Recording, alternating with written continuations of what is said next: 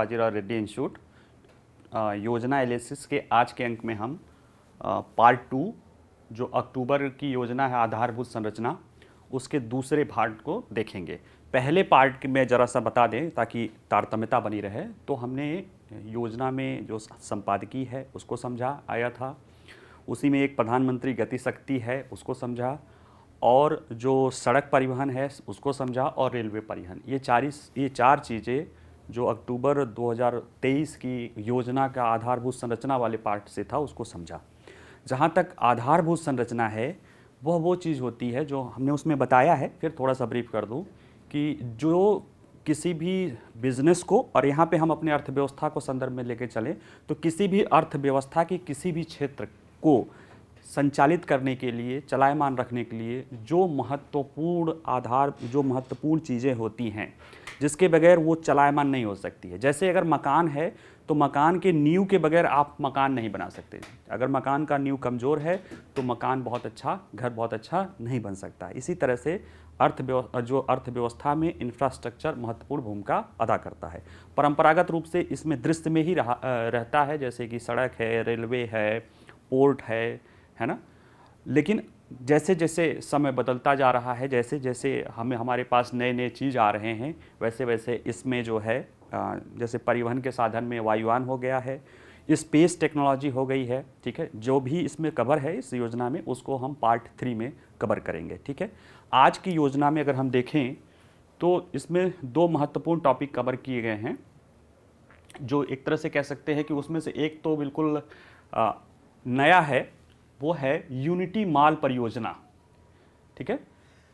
किसी भी वर्तमान समय में किसी भी शहरी अर्थव्यवस्था में या मार्केट में मॉल एक मॉल की जो व्यवस्था है, जहाँ पे एक बिल्डिंग रहती है, एक ऐसी इंटीग्रेटेड बिल्डिंग रहती है जिसमें ढेर सारी दुकानें रहती हैं, खाने पीने का, मनोरंजन का सामान रहता है, यानी जिसमें लोग घूमने फिरने से लेके मार्केटिंग करने तक एक ही छत के नीचे या कह सकते एक ही कंपाउंड के नीचे पाया जाता है। ये मॉल की नई अवधारणा है। उसी में एक नई अवधारणा यूनिटी मॉल या एकता मॉल की अवधारणा भारत सरकार ने इस वित्तीय वर्ष से चालू की है, ठीक है। तो अगर आप इसके बारे में जानना चाहेंगे तो न्यूज़पेपर में कहीं नहीं है, किताबों में कहीं नहीं है, जितना डिटेल से योजना के इस अंक में दिया गया है उतना कहीं भी नहीं है, ठीक है। और ये काफ़ी महत्वपूर्ण अवधारणा है, हम इसको समझेंगे, बताएंगे कैसे महत्वपूर्ण है, ठीक है।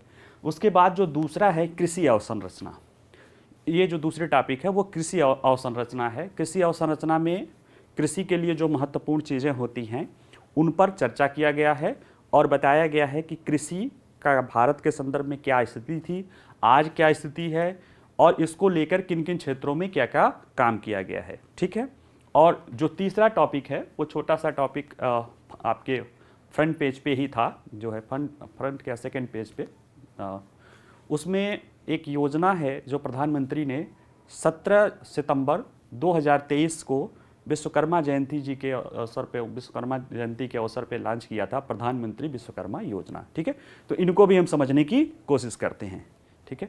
चलिए, यूनिटी मॉल ये जो है, ये महाकाल में जो यूनिटी मॉल बनने वाला है उसका एक आप कह सकते हो कि कंप्यूटर मॉडल्स है। तो अगर हम इसके बारे में बताएं, जैसे इस यूनिटी मॉल को लेके ये आर्टिकल महत्वपूर्ण है, इसको ध्यान से जानिएगा, क्योंकि इससे ज़्यादा सूचनाएं आपको अन्यत्र कहीं नहीं मिलेगी। जो योजना में है सूचना उससे ज़्यादा कहीं सूचनाएं नहीं है, ठीक है। अगर हम इसके परिचय के बारे में बात करें तो परिचय में ये है कि भारत सरकार ने वित्त मंत्रालय ने एक ऐसी मॉल की अवधारणा, यूनिटी मॉल की अवधारणा दी है जिसका उद्देश्य रहेगा, जो उस व्यवस्था पे आधारित है जिसमें जो one district one product ODOP जो सरकार की योजना है, जिसमें जो जिला के स्तर पे जो है, जो वहाँ के स्थानीय जो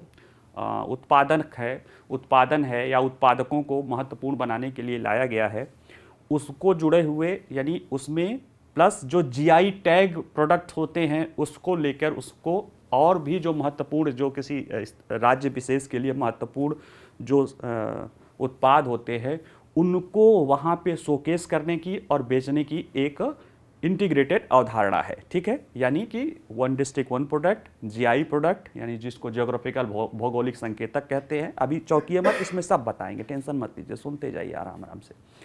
और जो कुछ स्पेसिफिक उत्पाद हों तो इसमें कहेंगे सर इसमें यूनिटी क्या है। यूनिटी इसलिए है कि ये हर राज्य के लिए उसकी राजधानियों में बनेंगे, या फिर राज्य अब उनको थोड़ी सी छूट है कि वो अपने आर्थिक राजधानी या किसी और जगह पे बना सकते हैं, ठीक है।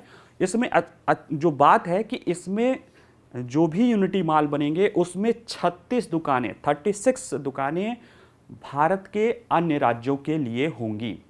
यानी जो जैसे जिस राज्य की जो दुकानें होंगी, जिस राज्य में मॉल खुला जाएगा, उसमें अन्य राज्यों के लिए भी 36 दुकानें आवंटित की जाएंगी कि और राज्य की जो इस तरह की उत्पाद है या जो इस तरह की चीज़ें हैं वो वहाँ पे प्रदर्शित किया जा सके। यानी अगर किसी मान लिया उत्तर प्रदेश का मॉल है, ठीक है, या महाकाल यहीं उज्जैन वाला मॉल देख लिया जाए, इसमें जो मध्य प्रदेश के जितने ज़िले हैं उनके जितने ओडीओपी प्रोडक्ट होंगे उनके लिए मॉल तो होंगे ही, उनके जीआई टैग के लिए तो दुकानें होंगी। उसके अतिरिक्त 36 दुकानें जो यानी 36 यानी एक तो मध्य प्रदेश का और बाकी यानी वो राज्य विशेष के होंगे, जिसमें वो सारे जिस राज्य के जितने ओडीओपी प्रोडक्ट होंगे या जो जीआई टैग होंगे उस एक दुकान में भी मिलेगी। यानी कि एक तरह से वो जो यूनिटी मॉल होगा वो पूरे राज्य के जिलों का यूनिटी होगा और उसी में साथ ही साथ पूरे भारत के राज्यों की भी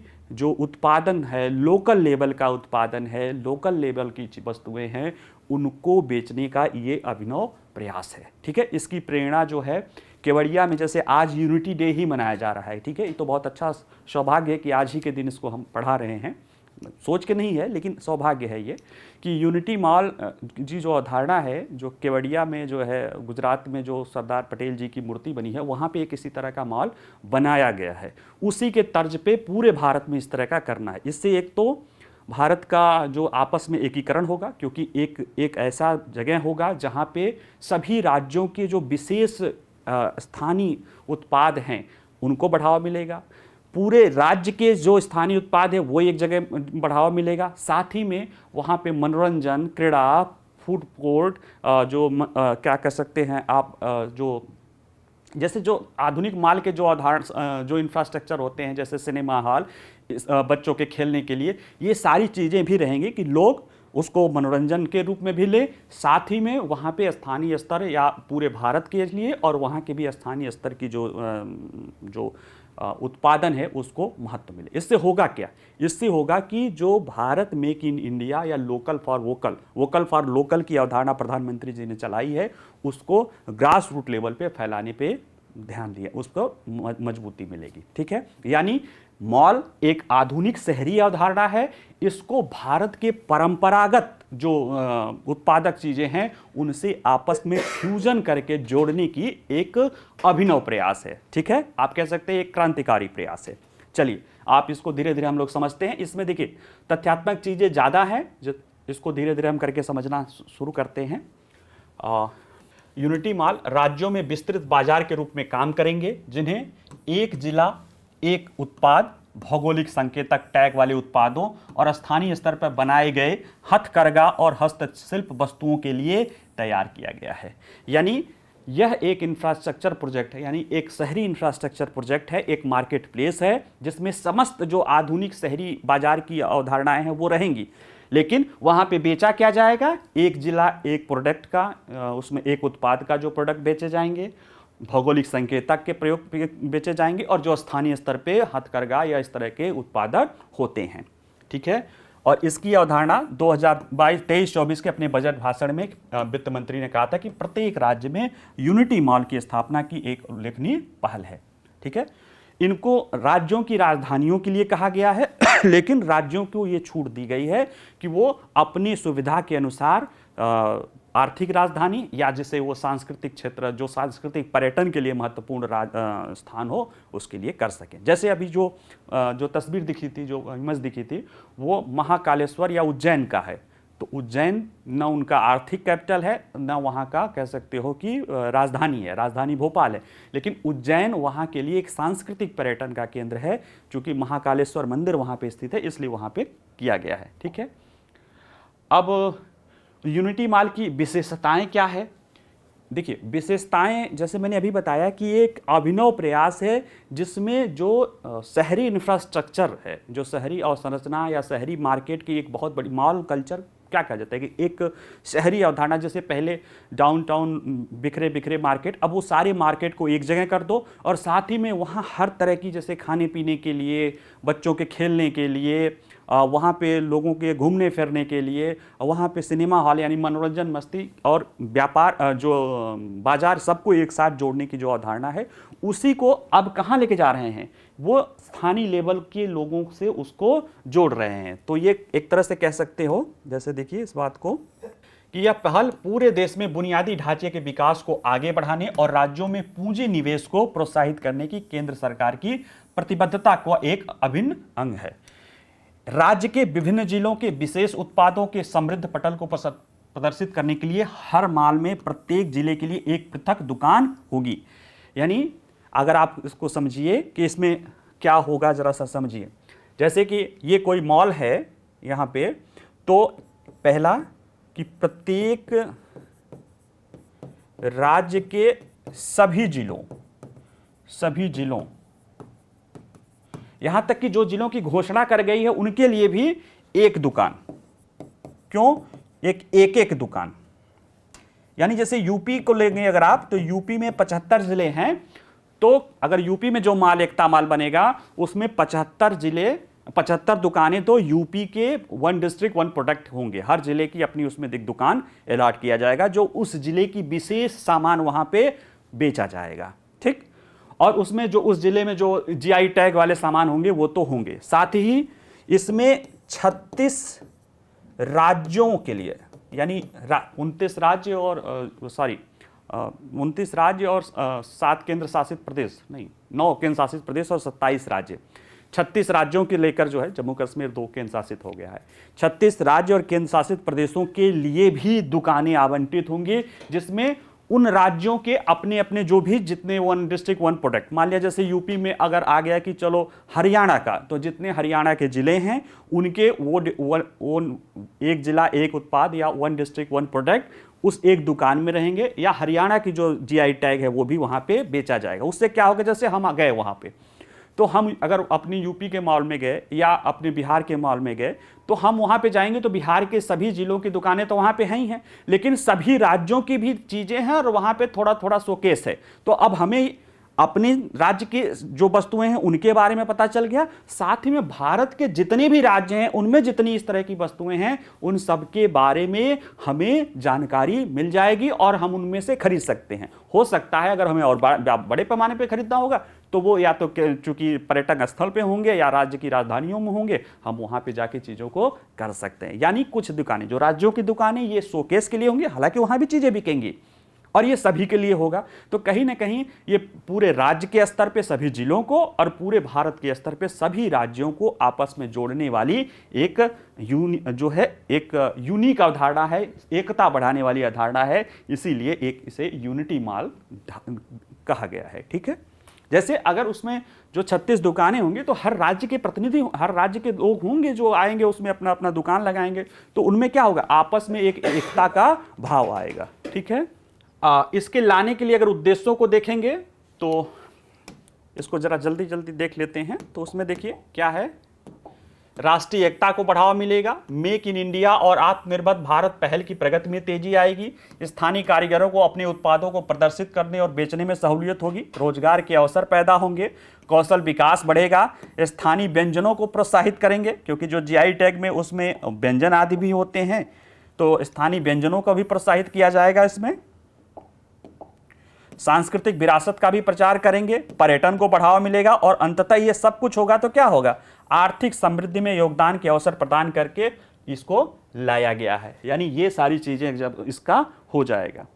ठीक है, अब जैसे अभी हम बता ही रहे हैं कि जैसे मैंने कहा चौंकिएगा मत पहले, क्योंकि 1 डिस्ट्रिक्ट 1 प्रोडक्ट या जो जीआई टैग है, ये सारी बातें इस लेख में है, इसलिए मैं कह रहा हूं कि ये बहुत डिटेल में बताया गया जो लेख है। जैसे एक जिला एक उत्पाद, ये एक भारत सरकार की एक अभिनव पहल है, एक जिला एक उत्पाद, जो इसका जो उद्देश्य है वो स्थानीय विनिर्माण को बढ़ावा देना, रोजगार की संभावनाएं पैदा करना, आर्थिक असमानताओं को घटाना और भारत के लिए हर जिले के समान क्षेत्रीय विकास को करना है। इस पहल के माध्यम से देश भर में 1100 से अधिक उत्पादों को चिन्हित किया गया है। यानी वन डिस्ट्रिक्ट वन प्रोडक्ट के तहत पूरे देश में 1100 प्रोडक्ट हैं जो चिन्हित किए गए हैं। यानी किसी भी एकता माल में देखिएगा तो ये 1100 तो वस्तुएं वहां पे जरूर मिल जाएंगी। इससे क्या होगा, लोगों को स्थानीय स्तर पे जो है, हमें अभी नहीं पता कि ये चीज़ें कहाँ से मिलती हैं, कैसे मिलती है। हमारे अंदर भावनाएं हैं कि हम अगर अपने लोकल स्तर की चीज़ों को लागू करें, लाएं, लेकिन नहीं है। कोई विदेशी आएगा, कोई पर्यटन आएगा, उसको पता है कि चलो यार भारत में क्या क्या वस्तुएं बनती है जानना है, तो उसी किसी राज्य की यूनिटी माल में चला जाएगा, उसमें ये सारी वस्तुएं दिख जाएंगी और सारे जीआई टैग उत्पादन दिख जाएंगे। ठीक है, जितने भी जो है स्थानीय जो व्यंजन हैं, जितने तरह के परिधान हैं या जो भी सारे इसमें शामिल हो जाते हैं। ठीक है, भौगोलिक संकेतक ये एक अवधारणा है जो जिस उद्गम देश या उद्गम स्थल से जुड़ती है। जैसे कहीं का देहरादूनी बासमती हो गया या रसगुल्ला हो गया कोलकाता का, या ऐसी बहुत सारी चीज़ें जो स्थानीय जो है स्तर की जो पहचान है उसको सुनिश्चित करती है, ताकि उसकी डुप्लीकेसी न हो सके, जिससे उस स्थानीय स्तर के लोगों के हितों को सुनिश्चित किया जा सके। ठीक है, और अब ये सब तो हो गया। अब ये है कि यूनिटी माल का फाइनेंसिंग कैसे होगा, क्योंकि ये अवधारणा इंफ्रास्ट्रक्चर का प्रोजेक्ट है, तो ये काफ़ी बड़ा प्रोजेक्ट है। तो देखिए, इसमें जो है फाइनेंसिंग के लिए केंद्र सरकार ने राज्यों के वित्तीय मदद के लिए, राज्यों की वित्तीय सहायता के लिए 5,000 करोड़ की राशि पहले से ही निर्धारित कर दी है।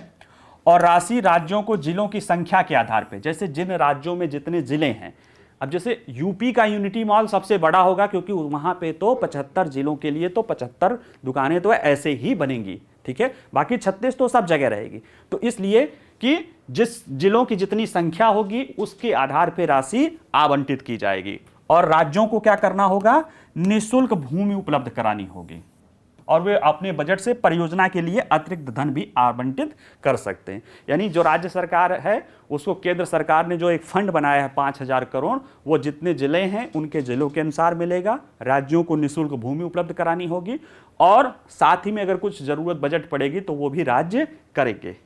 ठीक है, माल की डिजाइन और सुविधा, इसमें भी देखिए बड़े जो है कहीं ना कहीं सांस्कृतिक पहलू लिया गया है। जैसे डिजाइन कर दें तो जो भारत सरकार ने दिया है उसमें है कि इनकी जो डिज़ाइन है ना वो अलग अलग राज्यों की विशेषता होगी, लेकिन जो लोगो होगा वो स्पेसिफिक होगा। जैसे इन मॉलों का वास्तुशिल्प डिज़ाइन भारत की एकता और भव्यता का प्रतीक होना चाहिए। जैसे एकतापूर्ण और सामंजस्यपूर्ण ब्रांडिंग सुनिश्चित करने के लिए यूनिटी मॉलों को एक मानकीकृत साइनेज डिवाइन, यानी मानकीकृत क्या है कि उसमें जो है एक जिला एक उत्पाद का लोगो जो है, वन डिस्ट्रिक्ट वन प्रोडक्ट का जो लोगो होगा वो, और जो मेक इन इंडिया लोगो है वो जरूर शामिल होना चाहिए। ठीक है, साथ ही में इसमें क्या क्या है कि एक तो ये हो गया सांस्कृतिक, दूसरे जो है इसमें जो बताई दिया कि 26 वाणिज्यिक स्थान यानी जो कमर्शियल प्लेस या दुकानें जो होंगी वो 26 दुकानें विभिन्न राज्यों के लिए होंगी। भारत के प्रत्येक राज्य और केंद्र शासित प्रदेश के लिए एक निर्धारित स्थान होगा। प्रत्येक यूनिटी मॉल के लिए राज्यों के प्रत्येक जिले के लिए समान आकार के जो है वाणिज्यिक स्थान होंगे, यानी हर जिले को बराबर तरजीह दी जाएगी। वाणिज्यिक स्थानों के विस्तार को समायोजित करने के लिए मॉल के डिज़ाइन में लचीलापन भी शामिल होना चाहिए कि उसमें ज़रूरत पड़ने पे कुछ दुकानें, जैसे कुछ ज़िले बनेंगे तो या इस तरह से करके उसमें चीज़ें जोड़ी जा सकती हैं। और क्या है यूनिटी मॉल से कि अब जैसे अब ये दुकान तो हो गई, लेकिन मॉल में सिर्फ दुकानें तो होती नहीं हैं, उसमें जो है और भी सारी चीज़ें होती है। रिक्रिएशन का होता है, लोगों के मनोरंजन का होता है, बच्चे जाएंगे तो कहाँ जाएंगे। ऐसे में वहाँ पे जो आधुनिक मॉल की जो भी मॉल इंफ्रास्ट्रक्चर की सारी सुविधाएं हैं, जैसे कि अत्याधुनिक फूड कोर्ट, पर्याप्त पार्किंग, मनोरंजन की व्यवस्था, बच्चों के लिए खेलने के लिए है, सांस्कृतिक गतिविधियों, ये सारी चीज़ें वहाँ पे उपलब्ध होंगी। और जो बिल्डिंग बनाई जाएगी वो भी नेशनल बिल्डिंग कोड मानकों के अनुपालन में होंगी और इसकी जो खास बात है कि इसका यूनिटी मॉल बन के नहीं, उसकी दीर्घकालिक स्थिरता सुनिश्चित करने के लिए उनका संचालन और रखरखाव सार्वजनिक निजी भागीदारी यानी पीपी पे होगा।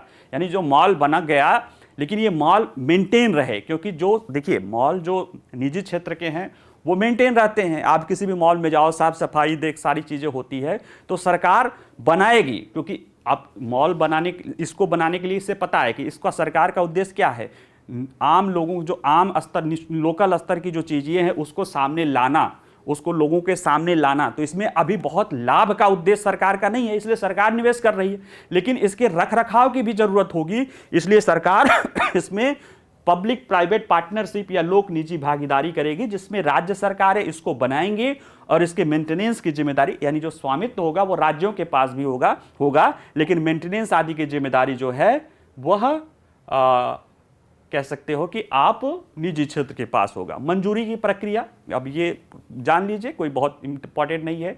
राज्य अपने यहाँ से जो है डीपीआर डिटेल प्रोजेक्ट रिपोर्ट बना के भेजते हैं केंद्र सरकार पे। केंद्र सरकार का एक विभाग मंत्रालय है जो है DPIIT, वो उद्योग संवर्धन विभाग है, वाणिज्य एवं उद्योग संवर्धन विभाग, वो इसकी जांच करता है और जांच करने के बाद वित्त मंत्रालय को भेज देता है कि इसकी अपनी जो राशि है वो मंजूरी दे दिया जाए। फिर वित्त मंत्रालय मंजूरी दे देता है, ठीक है।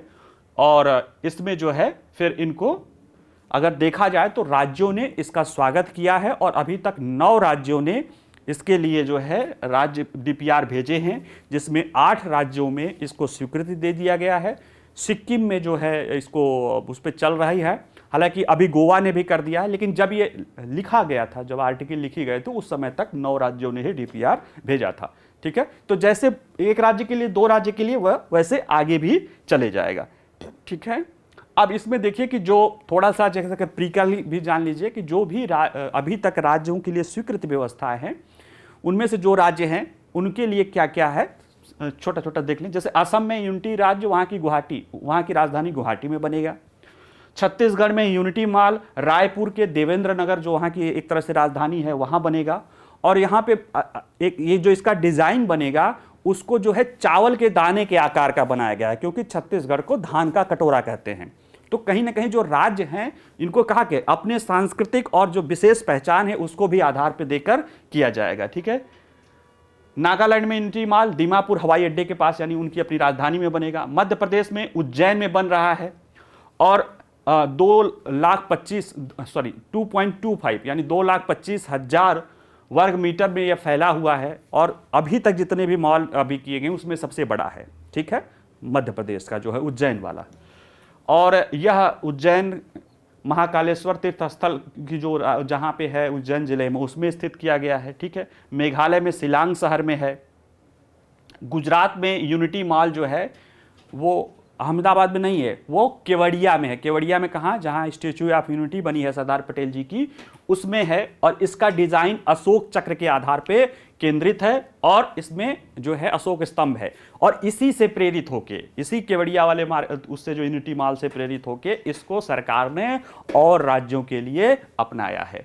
त्रिपुरा में अगरतला में बनेगा और महाराष्ट्र में मुंबई में इसका निर्माण किया जाएगा, ठीक है। तो कुल मिला के ये वो अवधारणा है जिससे कहीं ना कहीं भारत सरकार ने शहरी जो कह सकते हैं वर्ल्ड क्लास शहरी इंफ्रास्ट्रक्चर को स्थानीय स्तर की ज़रूरतें और आवश्यकताओं के अनुसार, स्थानीय स्तर के प्रोडक्ट के अनुसार जोड़ा है। अभी किसी मॉल में जाओ तो हो सकता है कुछ चीज़ें मिले, लेकिन वो एक ऐसा मॉल ही रहेगा जिसमें हर ज़िले के प्रोडक्ट उपलब्ध होंगे, जो 1 डिस्ट्रिक्ट 1 प्रोडक्ट हैं, जितने भी GI प्रोडक्ट हैं वो उपलब्ध होंगे, या जो स्थानीय स्तर पे जो महत्वपूर्ण जो कह सकते हो हथकरघा या लघु उद्योग उससे जो प्रोडक्ट होंगे वो भी वहाँ पे दिखाई देंगे। और हर मॉल में अन्य जितने भी शेष राज्य हैं उन सब के लिए जो है भी स्पेस प्लेस उपलब्ध होगा। यानी एक ही मॉल में पूरे भारत के जितने भी GI टैग वाले प्रोडक्ट हों या जितने भी 1 डिस्ट्रिक्ट 1 प्रोडक्ट हो या और भी जितने महत्वपूर्ण चीज़ें हैं, पूरे भारत को हर एक राज्य के मॉल में आपको दर्शन मिल जाएगा, जो कहीं ना कहीं एक भारतीय एकता को लाएगा, भारत की एक यूनिटी और इंटीग्रिटी को मजबूत करेगा। साथ ही में स्थानीय स्तर के जो कार्य करने वाला स्थानीय जो लोकल इकोनॉमी है उसको बड़ा तेज़ी से मदद देगा, ठीक है। चलिए अगला देखते हैं। निष्कर्ष तो ये है ही है। अगला है कृषि अवसंरचना। देखिए, जहाँ तक कृषि अवसंरचना की बात है, इसमें जो बातें बताई गई हैं कि कृषि कैसे जो है हम कहाँ से शुरू किए थे।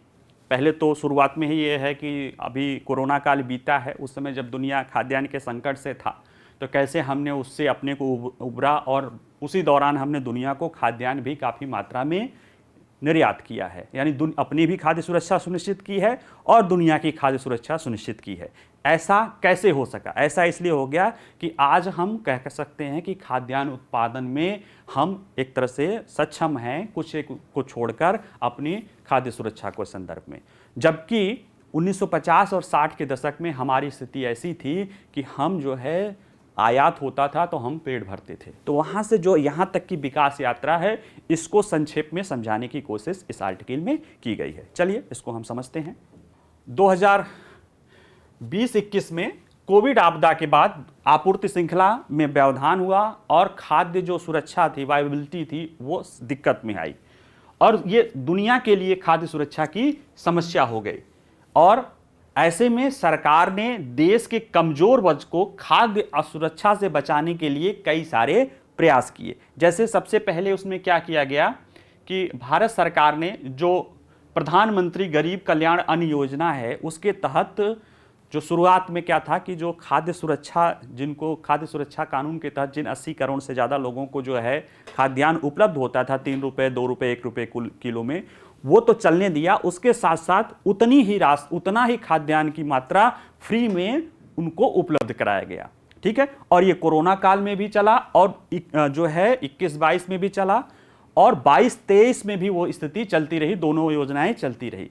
23 में 1 जनवरी से जो है उसमें क्या किया गया कि प्रधानमंत्री गरीब कल्याण योजना जो चल रही है वो चलती रही और जो मतलब उसको क्या कर दिया, जो खाद्य सुरक्षा थी, जो पहले उससे जो 3-2-1 रुपये किलो में दिया जाता था, यानी सस्ते दर पे जो अनाज दिया जाता था और जो फ्री में उतना ही अनाज दिया जाता था, अब जो है जो सस्ते दर वाला है उसको उसी को फ्री कर दिया गया है और जो फ्री वाला है उसको हटा दिया। यानी कुल मिला के जो प्रधानमंत्री गरीब कल्याण योजना चल आ रही थी एडिशनल, उसको 1 साल बढ़ा के और 31 दिसंबर 2023 तक के लिए चला है। अब आगे क्या होगा उसके बारे में अभी हम नहीं कह सकते हैं, लेकिन सरकार ने ये किया।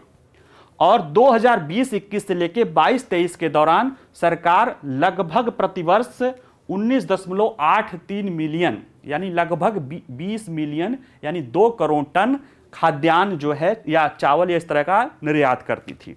तो देखा जाए तो कहीं ना कहीं भारत इस समस्याग्रस्त क्षेत्र में न केवल अपनी खाद्य सुरक्षा को संबोधित किया, बल्कि दुनिया में भी निर्यात करके दुनिया के सामने भी जो खाद्य सुरक्षा की चुनौतियां थी उसको भी क्या किया, पूरा करने की कोशिश की।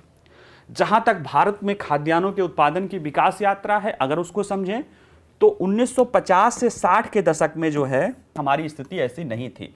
उस समय भोजन की कमी एक बड़ी चिंता थी जिसने भारत की खाद्य सुरक्षा को प्रभावित किया। भारत ने खाद्यान्न की इसकी कमी को नियमित मुख्यतः गेहूं के आयात के माध्यम से पूरा किया जाता था और गेहूं में अमेरिका से ज़्यादातर आयात करते थे और कह सकते हो कि हमें बहुत अपने स्वाभिमान को त्याग के, क्योंकि अमेरिका जो है हमको मानता था कि हम रूस के, जबकि हम निर्गुण थे, लेकिन फिर भी वो हमको मानता था कि हम रूस के खेमे के हैं, उसके साथ साथ करते थे। और इसे कहा जाता था शिप टू माउथ, यानी जहाज से आ रहा है तो हम खा रहे हैं, अगर नहीं आएगा तो हम नहीं खाएंगे, वो स्थिति थी। और इस समय भारत ने गेहूं और चावल की उच्च उपज देने वाली किस्मों की शुरुआत के माध्यम से अपनी हरित क्रांति शुरू की थी। उसके बाद कहीं ना कहीं जैसे हालांकि अब वो नहीं रहे हमारे हरित क्रांति के जनक जिन्हें कहा जाता है डॉक्टर एम एस स्वामीनाथन, लेकिन उनके प्रयासों से भारत में हरित क्रांति की शुरुआत हुई थी उसी दौर में। और देखा गया कि जो उत्पादन रहा, जैसे 1971-72 में गेहूं का उत्पादन अगर देखा जाए, 1971 में गेहूं का उत्पादन दोगुना से अधिक हो गया, यानी 26.1 मिलियन टन हो गया।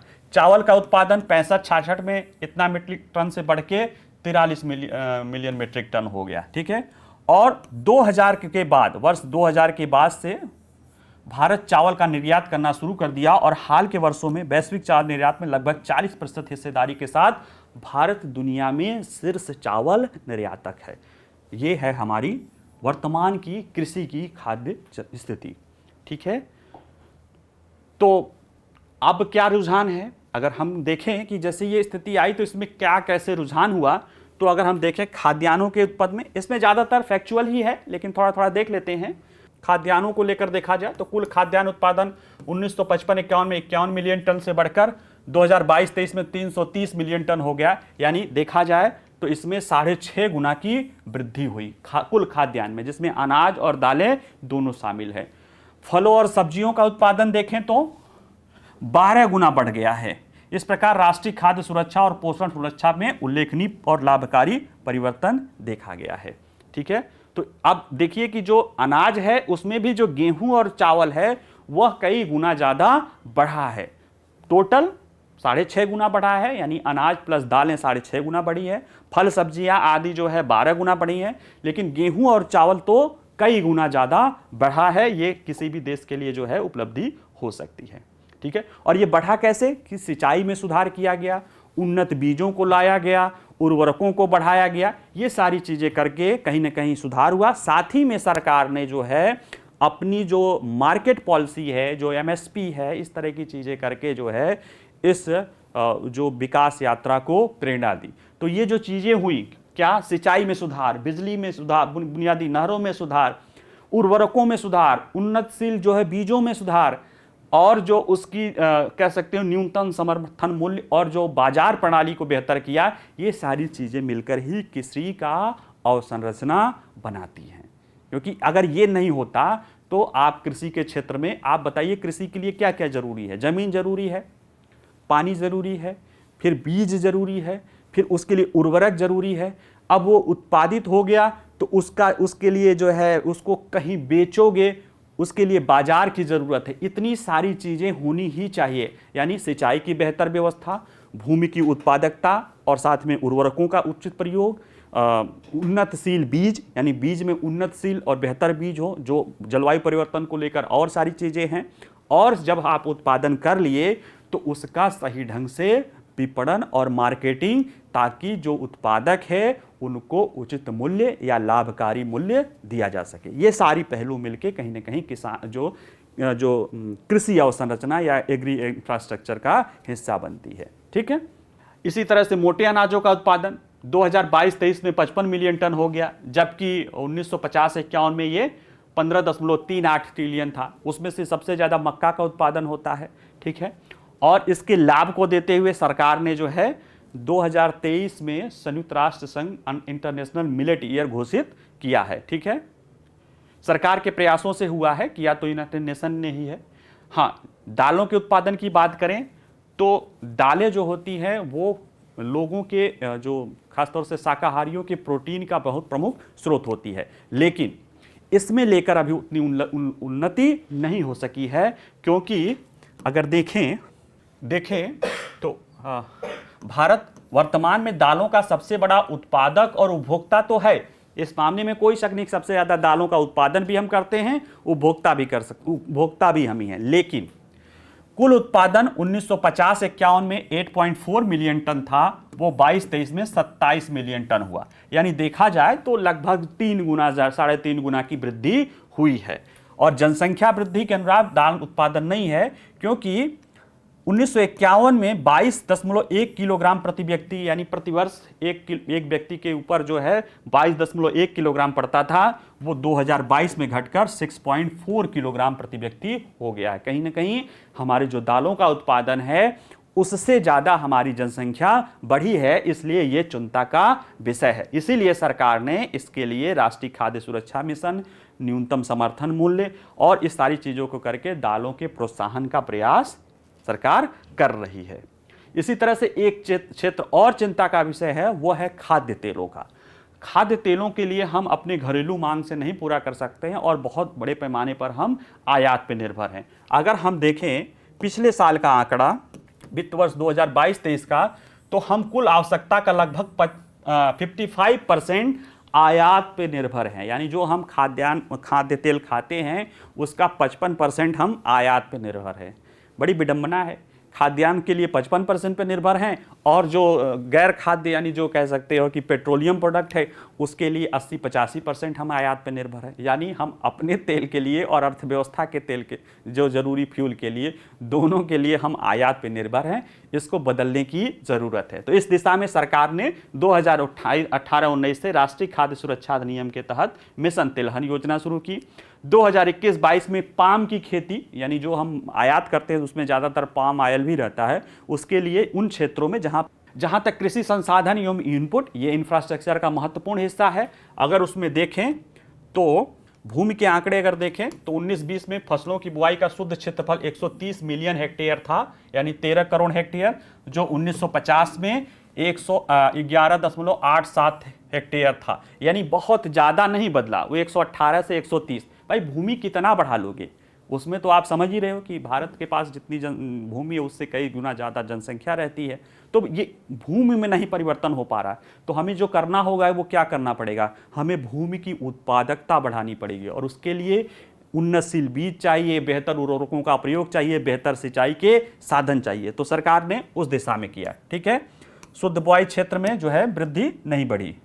लेकिन देखिए 1950 के बाद भारतीय कृषि अनुसंधान परिषद ने फसलों की 6000 से अधिक उन्नत किस्में जारी की, क्योंकि पता है कि भूमि नहीं बढ़ रही है तो हम बीजों की उत्पादकता बढ़ाएं, पानी की उत्पादकता बढ़ाएं, उर्वरक की उत्पादकता बढ़ाएं। इसी तरह से उर्वरकों के भी प्रयोग में, जहां 1950-51 में हम आधा किलोग्राम प्रति हेक्टेयर उर्वरक प्रयोग करते थे, अब हम 19-20 में 140 किलोग्राम प्रति हेक्टेयर प्रयोग करने लगे हैं। हम भारतीय भी ना, चलेंगे तो नहीं चलेंगे, नहीं चलेंगे तो मेड़ उखाड़ देंगे। एक गांव की कहावत है ना, कि कभी आधा किलो एक हेक्टेयर में काम चला लेते थे, आज 140 किलोग्राम प्रति हेक्टेयर कर रहे हैं। और इसके कारण क्या हो रहा है, हम उर्वरक डाल के, उर्वरकों का ज़्यादा से अनुपात से ज़्यादा प्रयोग करके भूमि की उर्वरा शक्ति को घटा दे रहे हैं और एक नई समस्या को जन्म दे रहे हैं। ठीक है, तो सरकार ने इसके लिए भी काम करना शुरू कर दिया है और उसने जो है एक तो जैव उर्वरकों का प्रयोग बढ़ाया है और यूरिया आधारित जो है उसको नैनो यूरिया, इस तरह की चीज़ों को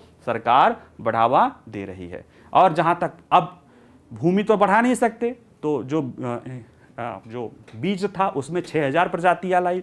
उर्वरकों के क्षेत्र में देख ही रहे हो कि आधा किलो से 140 किलो, यानी 280 गुना प्रगति कर डाले हो भारतीय। इसके लिए आप तारीफ से ज़्यादा जो है शिकायत के हकदार है, क्योंकि इसने क्या किया, पूरी भूमि की जो है उर्वरा शक्ति को तबाह कर दिया। ठीक है, सरकार उस दिशा में काम कर रही है, लोग भी उस दिशा में काम कर रहे हैं और हमें भारत के लोगों के, किसानों पर विश्वास होना चाहिए। पराली की समस्या को देखिए कितना सुधार दिख ही रहा है अगर उनको सही ढंग से योजनाएं दी जाए। ठीक, जो सिंचाई की सुविधा है, सिंचाई में हमने नहरीकरण और इस तरह की चीज़ें तो बढ़ाया है, हमने कोशिश भी की है कि उसकी संख्या बढ़े परसेंटेज वाइज, लेकिन हमारे यहाँ कई राज्यों में देखा गया है कि जो भूमि की उत्पादकता तो बहुत ज़्यादा है, लेकिन जो पानी की उत्पादकता बहुत कम है।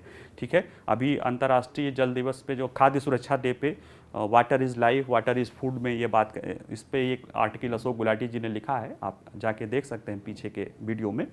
तो उसमें ये बात सरकार को भी पता है कि हमारी पानी की उत्पादकता कम है, इसलिए 2015-16 में प्रधानमंत्री किसान योजना के तहत प्रति बूंद अधिक फसल नामक एक, पर ड्रॉप मोर क्रॉप नामक एक ड्रिप और स्प्रिंकल सिंचाई कार्यक्रम भी लागू किया गया। इसके साथ साथ फसल विविधीकरण को भी बढ़ावा दिया गया है। इसी से काम नहीं चलना है, हमें और भी चाहिए। तो हमें क्या चाहिए, हमने जो है मूल्य नीति और बाजार, सब उत्पादन पानी सब करके किया।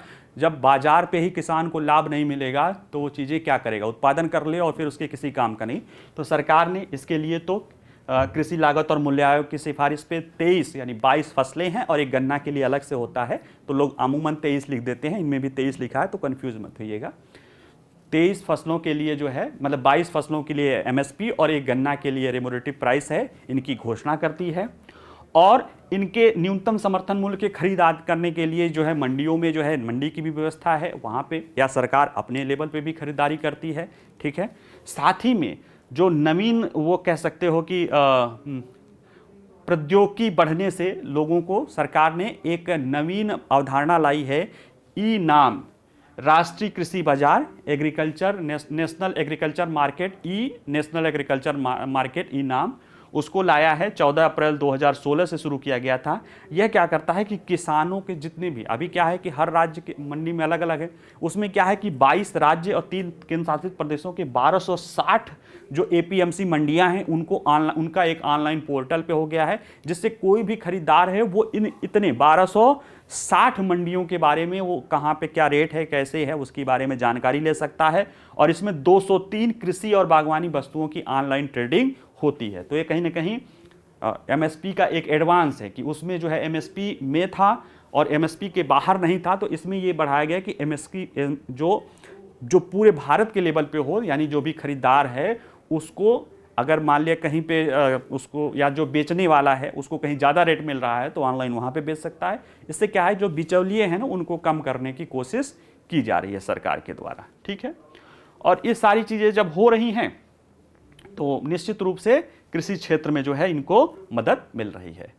अगली जो योजना है इसको आप अगर 18 सितंबर वाली जो डेली एनालिसिस की क्लास है, अगर आप उसको देखेंगे तो बहुत है, फिर भी हम इनको बता देते हैं कि प्रधानमंत्री ने जो स्थानीय स्तर के जो हस्तशिल्पकार हैं, जो हाथों से काम करने वाले हैं, हाथों से और थोड़ा सा टूल्स आदि के साथ काम करते हैं, उनके महत्व को बढ़ाने के लिए, उनकी क्षमता को बढ़ाने के लिए और उसके द्वारा लोकल लेवल के जो इकोनॉमी है उसको मजबूत करने के लिए विश्वकर्मा दिवस पर प्रधानमंत्री विश्वकर्मा योजना लाया गया है। अभी जैसे यूनिटी मॉल देख रहे थे, उसमें 1 डिस्ट्रिक्ट 1 प्रोडक्ट, या जो जीआई टैग प्रोडक्ट या जो स्थानीय स्तर के प्रोडक्ट, वो बनाता कौन है, उसमें से ज़्यादातर क्या है, जो हस्तशिल्पी हैं, जो स्थानीय स्तर पे काम है, उनकी गुणवत्ता को भी बढ़ाना है, उनके मार्केट को भी ले जाना है और उनकी गुणवत्ता को भी बढ़ाना है। प्रधानमंत्री जी बता रहे थे कि दुनिया के देशों में जो स्थानीय लेवल पे जो हैंडमेड प्रोडक्ट है उसकी कीमत ज़्यादा है, लेकिन फिर भी उसमें गुणवत्ता महत्वपूर्ण होती है, इसीलिए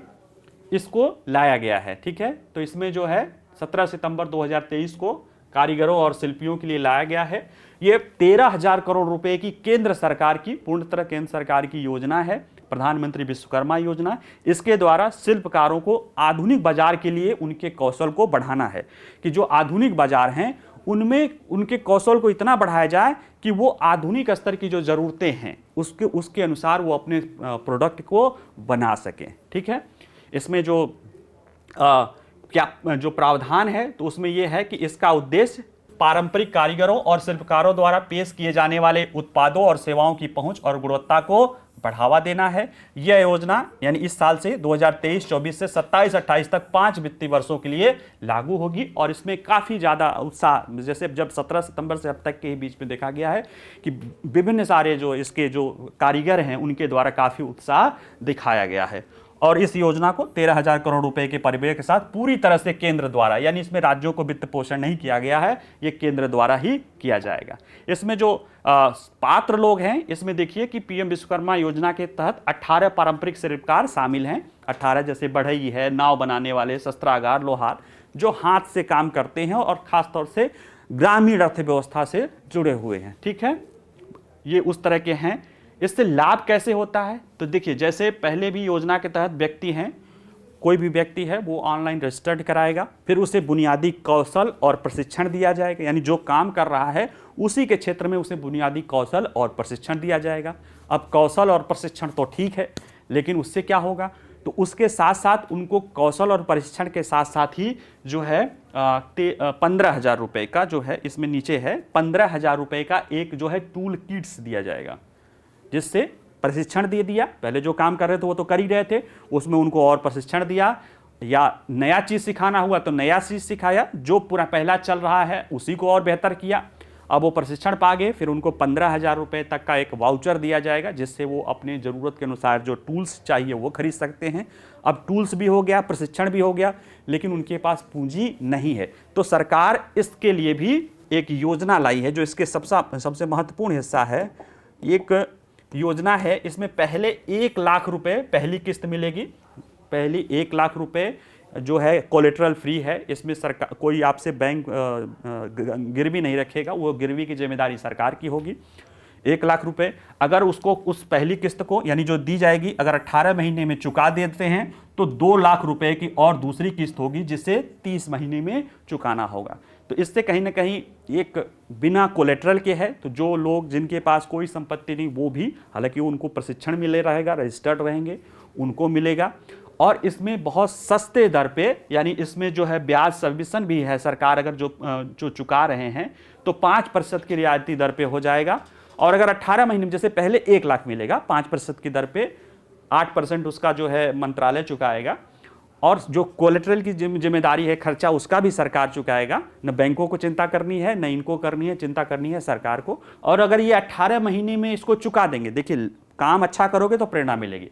18 महीने में आपने काम अच्छा कर दिया, आपने सही से उसको चुका दिया, फिर आपको क्या मिलेगा, 2 लाख और मिलेगा, जिसको आप 30 महीने में यानी 2.5 साल में इसको चुका सकते हैं। तो कुल मिला के इससे जो है, जो स्थानीय स्तर पे जो कारीगर हैं, जो हथकरघा उद्योग है, जो हाथ से काम करने वाले हुनरमंद लोग हैं, उनके जीवन में बहुत ही सकारात्मक परिवर्तन आ जाएगा। और कहीं ना कहीं ये जो ग्रामीण अर्थव्यवस्था या जो लोकल अर्थव्यवस्था को बहुत बढ़ाने में मदद मिलेगी। और जो अभी यूनिटी मॉल देख रहे थे ना, उसी तरह की और सारी जो योजनाएं हैं उसमें ये योगदान करेगा। ठीक है, चलिए योजना के पार्ट 2 अंक में इतना ही। अगला अंक जो आएगा उसमें जो स्पेस इंफ्रास्ट्रक्चर से जुड़ी हुई टॉपिक है उसको कवर किया जाएगा। ठीक है, नमस्कार।